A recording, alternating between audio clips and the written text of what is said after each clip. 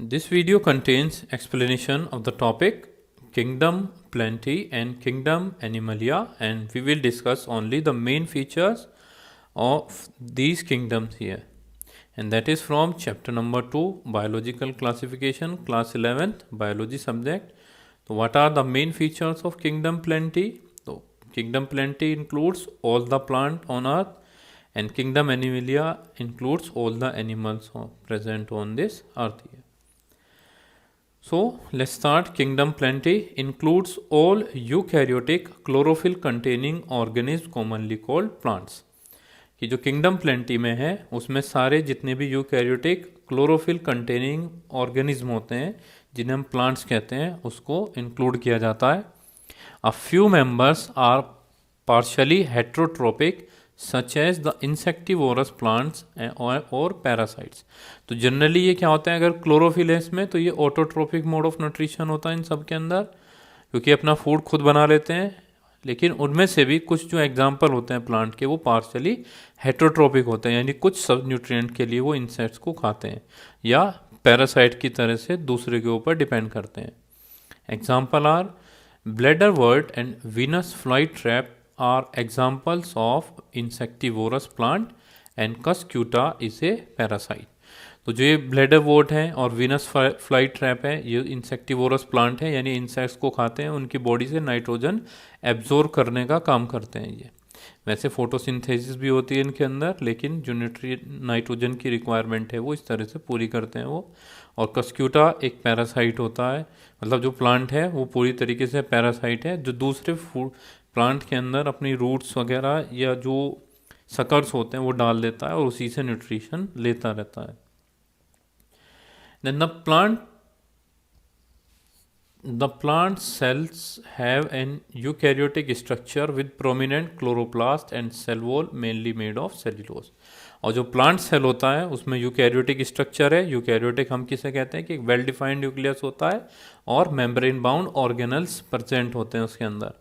और उसमें से क्या इंपॉर्टेंट दे रखा है कि उसमें क्लोरोप्लास्ट प्रेजेंट होते हैं. क्लोरोप्लास्ट को किचन ऑफ सेल भी बोला जाता है क्योंकि इसी में क्लोरोफिल प्रेजेंट होता है, फूड सिंथेसाइज किया जाता है. और जो सेल वॉल होती है वो बनी होती है सेल्यूलोज की. Plenty includes algae, bryophytes, pteridophytes, gymnosperm and angiosperm. कि जो किंगडम प्लेंटी है उसके अंदर ये सब ब्रांचेज होती हैं. एल्गी आता है, ब्रायोफाइट्स आएगा, टेरिडोफाइट, जिम्नोस्पर्म एंड एंजियोस्पर्म, ये सब की स्टडी की जाती है इसके अंदर.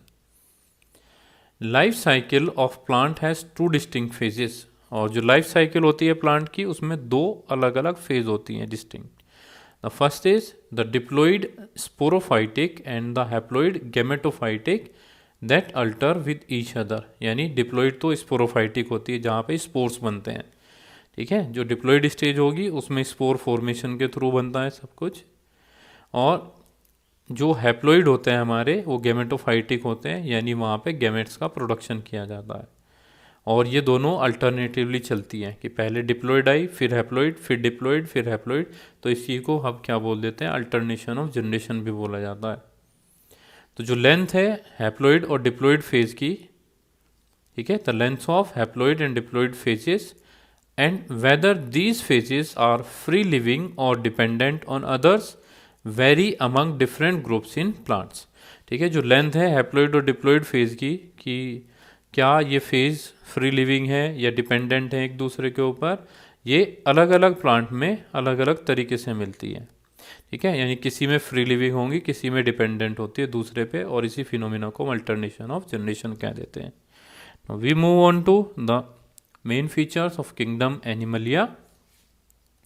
It is characterized by heterotropic eukaryotic organisms that are multicellular and their cell lack cell walls.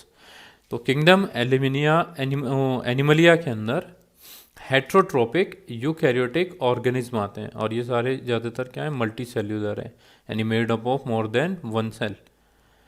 और इनकी सेल के अंदर कोई सेल वॉल नहीं होता, जबकि प्लांट सेल में क्या था, सेल वॉल है, और वो किसकी बनी हुई थी, सेल्यूलोज की. तो डायरेक्टली और indirectly depend on plant for food. या तो ये डायरेक्टली प्लांट से अपना फूड लेते हैं या इनडायरेक्टली भी प्लांट के ऊपर ही डिपेंड करते हैं अपने फूड के लिए. फूड लेने के बाद वो उसे डाइजेस्ट करते हैं their food in an internal cavity and store food reserve as glycogen और फैट। और जो इंटरनल कैविटी है, जैसे हम अपना एग्जांपल लेते हैं, उसमें स्टमक के अंदर फूड का डाइजेशन होता है और जो फूड मटेरियल्स होता है वो किसकी फॉर्म में स्टोर होता रहता है, ग्लाइकोजन की और फैट की फॉर्म में। So the mode of nutrition is holozoic bye injection of food. तो जो मोड ऑफ न्यूट्रिशन है वो होलोजोइक मोड ऑफ न्यूट्रिशन है।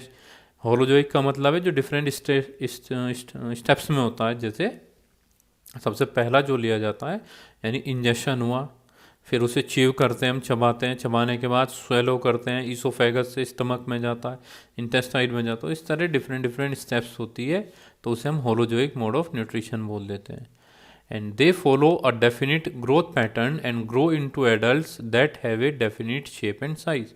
और वो एक डेफिनिट ग्रोथ पैटर्न फॉलो करते हैं, एनिमल्स जितने भी हैं एडल्ट्स में बन जाते हैं वो, और जिनका शेप और साइज सबका अलग अलग होता है। So higher forms show elaborate sensory and neuromotor mechanism.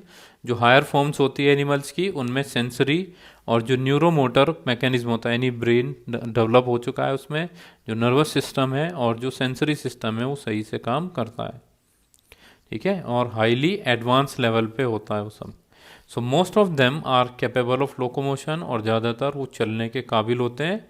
और जो सेक्सुअल रिप्रोडक्शन होता है वो कोपुलेशन होता है ऑफ मेल एंड फीमेल, जिसके बाद एम्ब्रियोलॉजिकल डेवलपमेंट होता है कि एम्ब्रियो बनता है, एम्ब्रियो से फीटस, फिर बाद में वो यंग वंस की फॉर्म में प्रोड्यूस होता है।